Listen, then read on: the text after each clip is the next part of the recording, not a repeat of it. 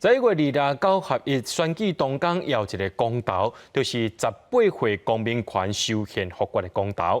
有民间团体邀请艺人作家翕影片宣传，希望大家做伙来关心这18岁公民权的这个议题。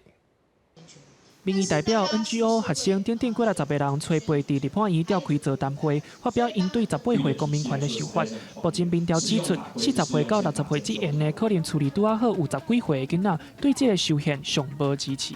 是担心不够成熟，担心他们做错决定。可是犯错是人之常情嘛，我们每个人都相信应该都投错票、选错人过。 那为什么不能让我们的下一代去尝试去练习呢？这届修宪复决爱965万张同意票才会当通过，欠一张拢袂使入，所以30万的确诊者敢会当投票，就变加真重要。假设真的这30万确诊者不能出来投票的话，那他需不需要从选举人口数去做扣除？因为修宪案它是完全看总选举人口数的一半，所以965万票。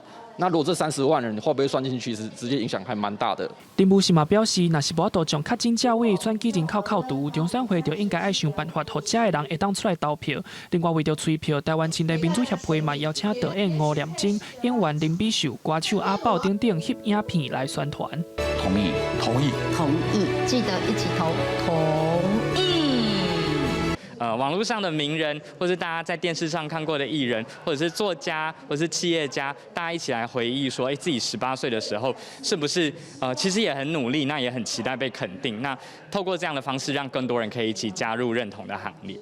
四大党的党主席拢伫平台顶悬分享这支影片，表示希望互公投同意票冲破1000万。记者林书豪、林木凯台北报道。